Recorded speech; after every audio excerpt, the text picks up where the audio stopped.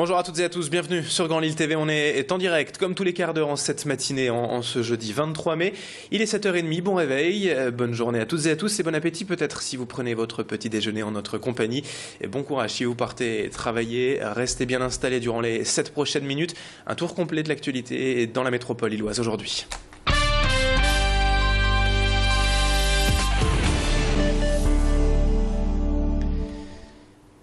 Et un petit plaisir, on commence en musique cette édition ce matin. Avant toute chose, avant de s'intéresser au cœur de l'actualité de ce jeudi, ces images tout d'abord du concert du Lille Gospel Challenge hier soir à Lille.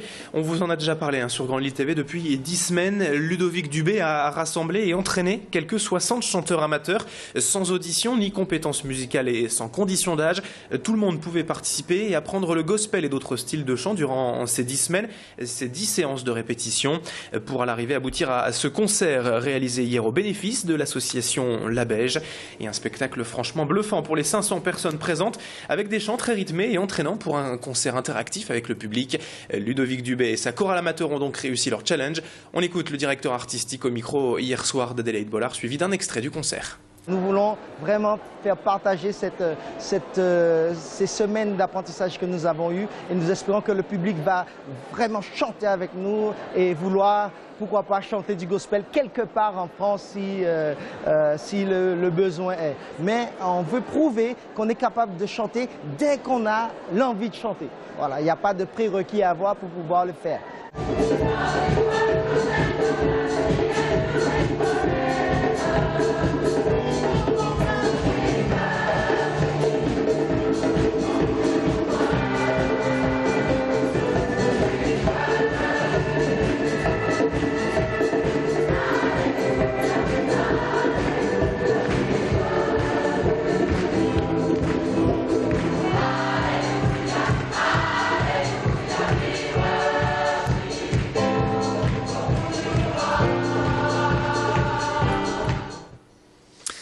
Elle est également à la une de l'actualité du jour. En ce 23 mai, on revient sur l'anniversaire du TGV Nord, car cela fait donc aujourd'hui tout juste 20 ans que la grande vitesse relie Lille à Paris.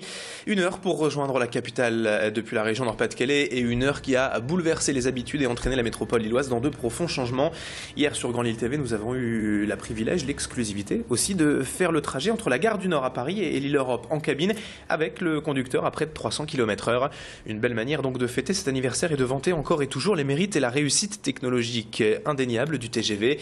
Olivier Milleville et Julie Mallet sont allés à la rencontre des usagers du train à grande vitesse hier pour avoir leur sentiment sur cet anniversaire et cette réussite en 1 heure de Lille-Paris. Je sais pas, c'est une bonne nouvelle. En tout cas, moi je viens souvent ici parce que j'ai de la famille ici, donc voilà. C'est tant mieux, c'est toujours sympathique cette liaison Lille-Paris.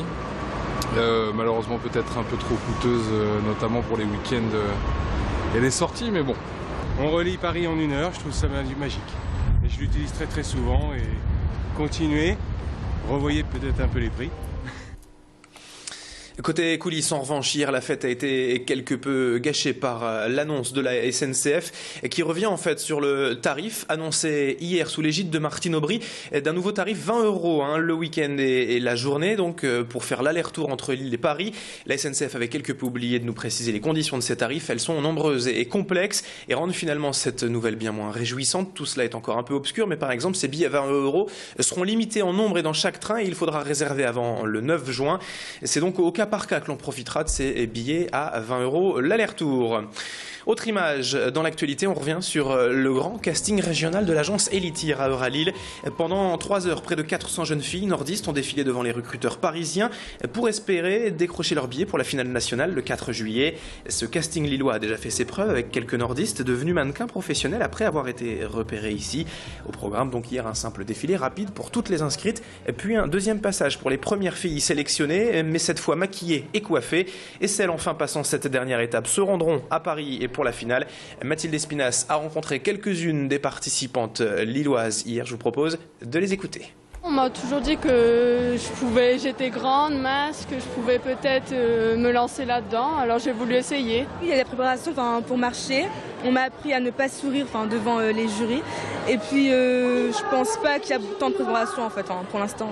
Beaucoup de stress et il y a trop de filles, c'est trop stressant tout ça. Ouais, au départ j'étais stressée, mais là je dois sûrement le mériter si je suis prise. Enfin, l'actualité sportive pour terminer ce journal avec le rugby et la demi-finale retour qui approche pour le LMR. Mais après leur défaite à Bourg-en-Bresse le week-end dernier au match aller 25-6, les Lillois sont condamnés à l'exploit pour espérer décrocher la finale et donc la montée en Pro D2. Alors simplement, deux solutions s'offrent aux joueurs nordistes. Soit gagner pour au moins 20 points d'écart pour combler la défaite de l'aller de 19 points, soit obtenir le bonus offensif, c'est-à-dire marquer 3 essais de plus que leurs adversaires. Deux scénarios tout à fait jouables pour les rugbymen lillois. Le président et l'entraîneur du LMR croient donc en leur chance et restent totalement confiants, mais appellent quand même à une très forte mobilisation du public pour ce match. Rendez-vous samedi à 14h30 au stadium de Villeneuve-d'Ascq. Écoutez justement la confiance et l'appel au public du président du LMR, Jean-Claude Brancard, hier au micro de Mathilde Espinas. Ce dont on a surtout besoin, c'est du public. Le 16e homme, comme on l'appelle pour le rugby. Dimanche dernier, à Bourg-en-Bresse, ce public a été extraordinairement présent. Et les joueurs de Lille vont avoir besoin samedi d'un public qui soit extraordinairement présent derrière eux. Et donc j'espère qu'on va avoir ces 8 à 10 000 spectateurs que le LMR mérite dans cette région pour que les joueurs sentent derrière eux ce public très présent.